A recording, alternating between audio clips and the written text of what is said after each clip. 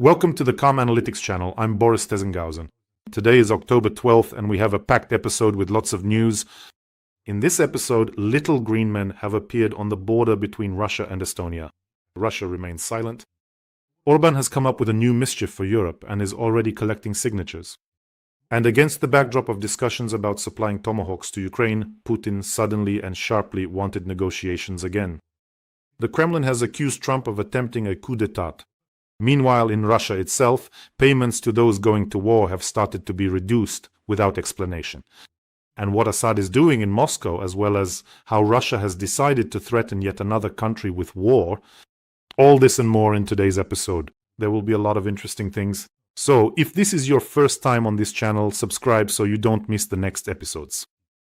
Russia is ready for a peaceful settlement. Trump is also calling to sit down at the negotiating table. But the EU and Kyiv are unwilling to do anything in this direction, said Putin's press secretary Peskov. But as soon as the topic of transferring the possible transfer of Tomahawks came up, as soon as Donald Trump and Volodymyr Zelensky had a phone call and discussed this topic, this statement was immediately made. Russia is once again ready for negotiations? Let me remind you, not long ago, Vice President Vance stated that it was Russia who refused the bilateral format of negotiations with Ukraine and the trilateral format with the participation of the US. And just recently, the Russian Foreign Ministry stated that the momentum for negotiations after Alaska has been exhausted. And Putin refused Trump even a temporary truce. Remember what Trump was asking for before Alaska?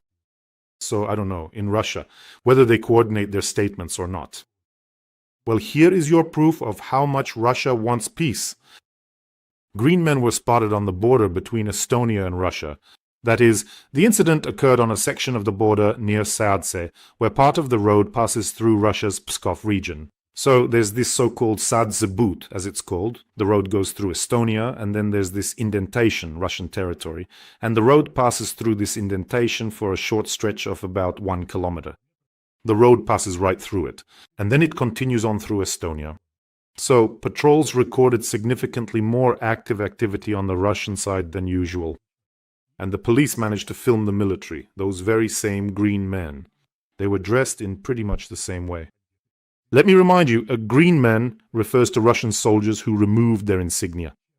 They simply annexed Crimea in camouflage uniforms. Back then they were called green men. Putin said, "It's not us," and then later admitted, "Well, yes, it was us. I fooled you all, as always." So, the Estonian police noted that the men's uniforms were different from those of the border guards. That's for sure, they were definitely different. They were in tactical camouflage, several dozen people. I looked at the photos. There were tactical vests, utility belts, balaclavas to cover their faces, caps. Basically, the kind of gear special forces wear when they're on a mission, and they were armed with real weapons. So these groups moved along the border, and at some point they came out onto the road and lined up across it. The Estonian border service requested some clarification from the Russian side, but the Russian side responded that these were all standard procedures. Goodbye. This is a relatively new type of provocation from the Russian Federation. Naturally, these groups came out onto the road with their faces covered so that they would be noticed, so that it would enter the information space. The logic is very simple. Little green men are already here, right on the border of the Baltic states. We all remember that these little green men showed up and annexed someone else's territory. This is how Russia is currently trying to intimidate at the borders of Estonia. Once again, I'm convinced of how right the decision was for some of Russia's neighbors, ideally all of them, of course, to mine the border with the Russian Federation. Ideally, they should also build a giant wall, like in zombie apocalypse movies, on that side so that no one can get through. Because over there, this Russian world will act just like that, to crawl toward the borders. They don't want to do anything in their own country. They want to do something in yours. You have it beautiful, cozy, and nice, and then the Russian world comes and, like a blight, infects the territories it enters. And after that, there is decay and oblivion. I actually really like Estonia. I've been there more than once. Tallinn, Olde Hansa, that Third Dragon Tavern with the annoying, there's that barrel with pickles and you need a stick with a nail to hook that damn pickle. You can't just grab it, but you really want to. Well, Tallinn is beautiful and the Museum of Occupations really impressed me. I really love Estonia. My ancestors are from there. By the way, big greetings to Estonians. If you're from Estonia, by the way, write in the comments what people are saying about this incident there. I'm always grateful for information directly from the scene. Well, from the green men and this new kind of provocation, let's move on to the brown man. Orban has started collecting signatures against the EU's military plans. He announced this on his Facebook page. Europe is moving towards war. A few weeks ago, the Brussels military plan was presented in Copenhagen. Europe pays, Ukrainians fight, and Russia will be exhausted. We didn't know how much it would cost or how long it would last. Instead of a strategy, the Brussels officials just chased after their dreams. I made it clear to Denmark that we are not asking for this. Since then, they have started a campaign against Hungary. Oh dear, oh dear, oh dear. And he continues writing. The arsenal is enormous. Accusations of espionage, scandals. We cannot just stand by and watch this happen. We need to demonstrate once again that the Hungarian people do not want war. That is why today we are starting a petition against Brussels' military plans. We will be in every city, in every village, because right now we need all peace-loving Hungarians, wrote Orban. And the pterodactyl of peace, Orban, decided that he is the smartest one. He is doing this publicly with such pomp through social media and of course the media under his control, under the slogan, Hungarians do not want war. In reality, however, this is a subversive action against the policy of the European Union, which is aimed at supporting Ukraine and creating pan-European defense mechanisms. So he says, we don't want war, we don't want it. No, you are undermining the defense capability of the European Union and the North Atlantic Alliance. And let me remind you that recently Orban has become very nervous. He is now openly attacking joint EU initiatives. And you know what? This is how closely things are connected. As soon as Putin feels the heat, he immediately wants negotiations again. It's the same here. As soon as Putin feels the heat, Orban immediately starts acting actively. The worse things are for Putin, the more active Orban becomes. The Trojan manatee understands that if he is left without Russian oil and gas, his power simply won't last long. He has always relied on this before elections, saying he wouldn't raise rates, that while everywhere else in Europe rates are going up, he won't raise them. And next year, let me remind you, there will be elections in Hungary. For Orban, losing power would be a catastrophe. Investigations into all sorts of shady schemes would start right away, so now he's sticking to his old playbook. A tried and true pre-election scheme. It's a two-step move playing on two fronts. Creating an external enemy. He claims Brussels wants war, but he alone will shield Hungary with his own hands and prevent war. But no one... There will be war if Putin isn't stopped. And he paints the image of an external enemy. Brussels, supposedly bad officials, evil, want war, and only I can save you.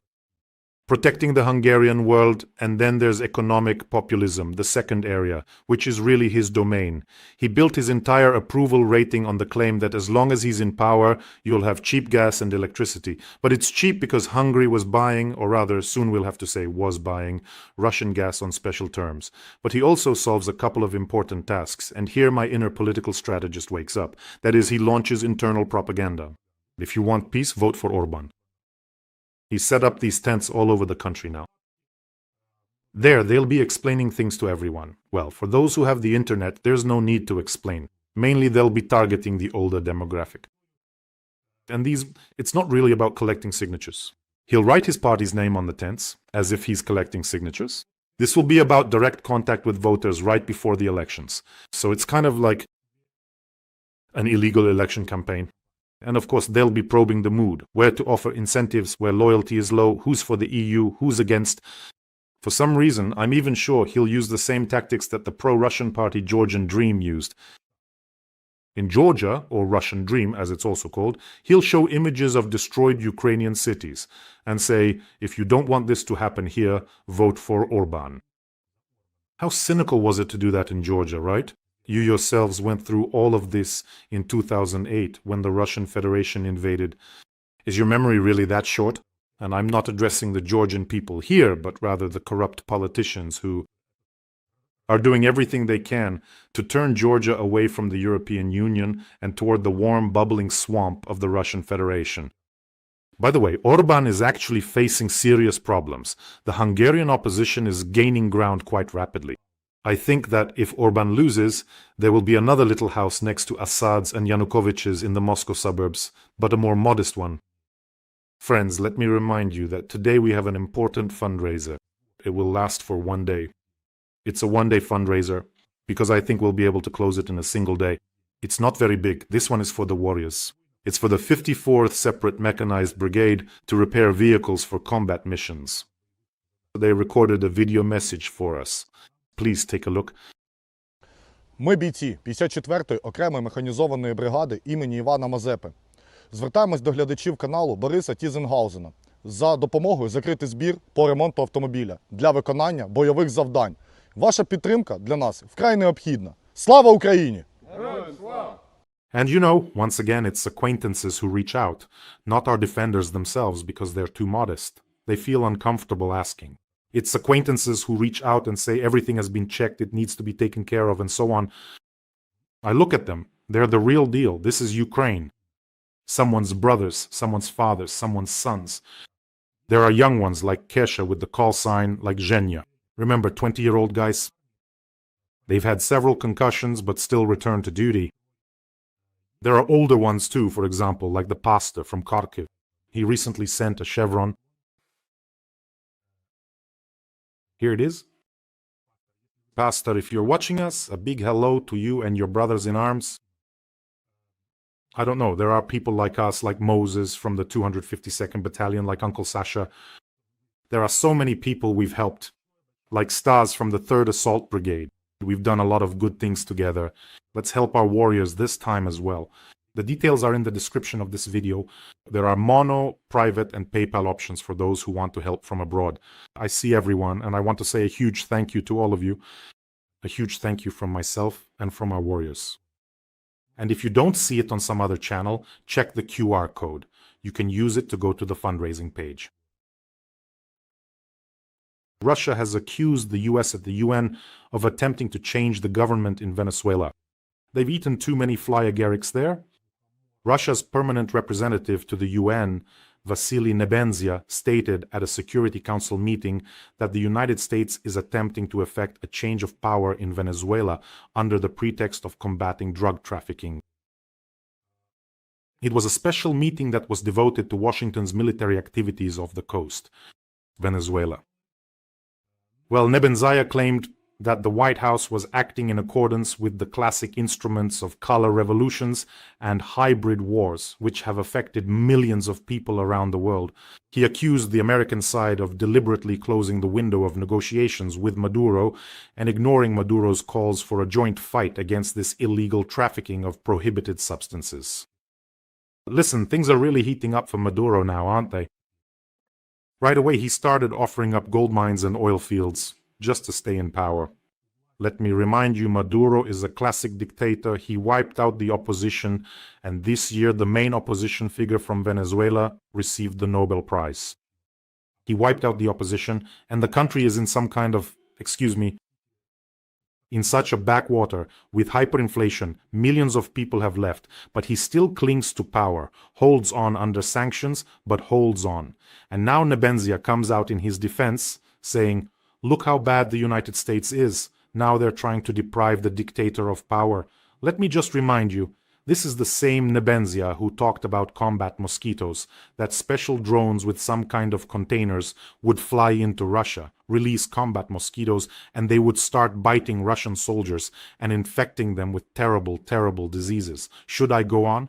Or that there were so many Slavs, these mosquitoes would bite them. In short, this is that very Nebenzya.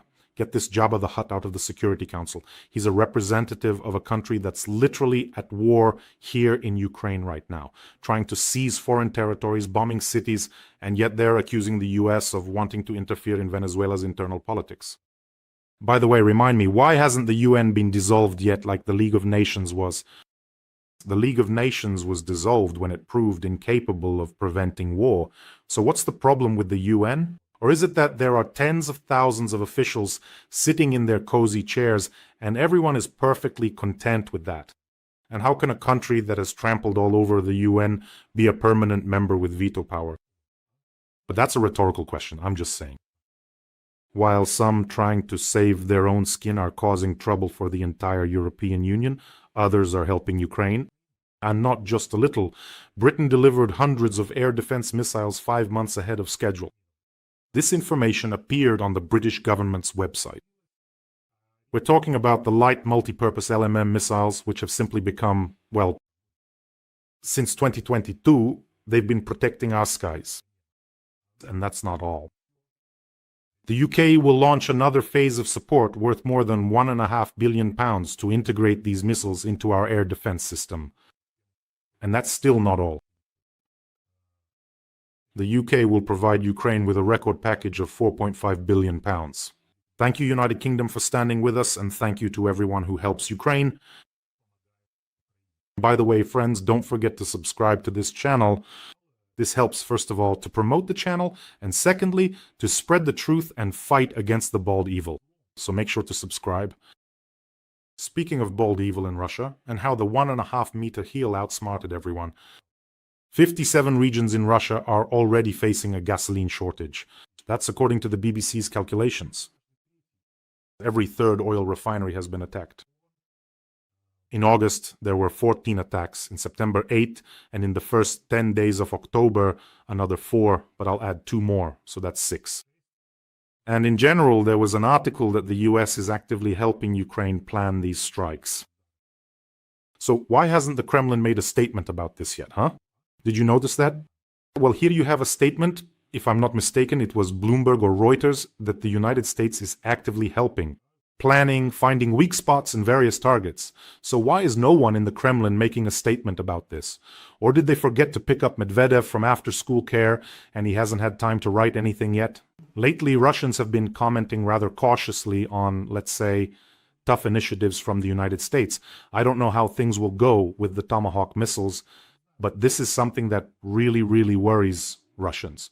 On their talk shows, they're already saying, we'll strike Paris. Solovyov was practically foaming at the mouth. We'll hit Paris. We'll hit Berlin. We'll hit everyone. His opponent says, so, do you want to start another war in Europe? Yeah, let's start one now. Aren't you already at war with NATO? Haven't you been for a long time? By the way, how many NATO soldiers have died in this war? Speaking of which, in Russia, they've started to reduce the one-time payments to contract soldiers who are going to fight in Ukraine. Not just reducing them, but quite significantly. For example, in Tatarstan, just think about it. The one-time payment used to be, if you convert it to dollars, about $33,000. They reduced it to $8,500. That's a significant cut. That's more than 3 times less. You see? In Chuvashia, the payment was $26,500. In the Republic of Mariel, it was $31,000. And they also reduced them to just over $8,000. What's going on? Previously, these payments were only increasing. The last increase was literally just a few months ago. And by the way, no one is explaining what caused such a significant reduction. But it turns out, after some thought, and I think there's probably a lot of truth to this, that now, even for big money, no one is willing to go. So, last year 166,000 people came to fight for money, but this year it's 127,000. In other words, the numbers are dropping significantly, really significantly. They've already emptied the prisons, gathered up all the so-called bio-waste, and sent them off. Now, even the bio-waste doesn't want to go die for that kind of money. So they decided, why bother then? Well, now they'll probably try some other methods. They've already introduced electronic draft notices and so on. We won't pay them anymore. Whoever has no other choice, and Putin has made sure that's about 90% of the population, those who need to will come even for 8,000. But this is a very telling sign that the treasury is running dry. Every voice matters. Join our community, support independent journalism and help us bring you the truth from Ukraine. Become a member of Ukraine today. Join us now. By the way, there was some news recently that Assad was allegedly poisoned in Moscow. Not very successfully. He was discharged from the hospital. Turns out he's made himself quite comfortable there. An investigation was conducted, and it turns out he lives in Moscow City. He owns about 20 apartments there. And he occupies 3 large apartments, actually living there. And do you know what he spends almost all his free time doing? He spends it playing online video games. And according to a source, he also often stays at his villa outside Moscow. Let me remind you, a talkative Assad is Putin's worst nightmare. Because Assad knows so much that it would be enough for 3 Hague tribunals, although Putin already has enough for 3 Hagues as it is. So Assad has set himself up quite nicely, and back in 2019, the Financial Times reported that he bought 19 apartments in Moscow City, and now he's picked up another one, yes, added it to his collection. That was in 2019. Look how forward-thinking he is. By the way, let me remind you, Lukashenko is also building himself a little house somewhere in Sochi. Well, what can you do? That's just how it is. It's not a question of if, it's a question of when. Lukashenko, or I don't know, if Orban loses the elections, he'll rush over there too. They'll all be there. They'll have, some kind of sanatorium, a cheerful dictator retreat, and they'll be walking around in their pajamas, catching butterflies or something, reminiscing about the old days, about how they used to rule countries, and then the orderly will come in and give them all their pills. So I came across some news. The Russian Orthodox Church is, bottomless in every sense. It's a cesspool from which all sorts of devils crawl out. Archpriests, their leader, this patriarch Kirill, who calls the war sacred, they crawl out and periodically spout complete nonsense. So there's this prominent archpriest, Sergei Kulpinov, who recently gave some important advice to elderly Russians who are actively discouraging their own children from having kids. He tells them, if you truly cannot have children because of some significant financial problems, then you elderly Russians should absolutely sell your valuable property and then give it to your children who are indeed supposed to have kids, because you've already lived your entire life. You can go ahead and die a little now. An archpriest of the Russian Orthodox Church. Can you imagine? I don't even know what to say. This is classic Russian Orthodox Church, besides blessing weapons like those missiles they have. They even have processions against drones. Priests fly around in helicopters with icons saying prayers or something. A procession against drones. By the way, that Kremlin paper jackal never stops threatening other countries. This time his press secretary, that mustachioed floozy Peskov, came out again and made the following statement. One country has already made this mistake before. He was talking about Moldova. And I quote, "Nothing good awaits Moldova if it continues on a path of confrontation with Russia for the sake of building relations with Europe." This is how he commented on Moldova's new military strategy, in which Russia is named as the main threat. And when you say, "We will cut Ukraine off from the entire coastline and march victoriously to Transnistria, and that's the end for Moldova," how is Moldova supposed to respond when insane amounts of resources are poured in to influence elections in Moldova, to bring in pro-Russian forces, whatever you want? Bribery, special schemes. They even brought in priests in their robes, these battle mages. They were campaigning there for pro-Russian forces. Isn't that a threat? In other words, they just wanted to overthrow the government in Moldova and drag it back into their swamp. By the way, Peskov said that one country has already made such a mistake. It already has. So why don't you name that country? And there's another country, which Peskov doesn't name, that showed the whole world the true greatness, in quotes, of course, of Russia. And while the paper tiger doesn't know how to get out of this war, the real tiger in the East, I'm talking about China, is patiently waiting for the moment to make historical territorial claims. Although, I think they'll just hand over all of Siberia and the Far East right away, just like that. And first of all, I want to congratulate Moldova on its civilizational choice of the European path. And that's despite Russia's massive attempts to exert influence.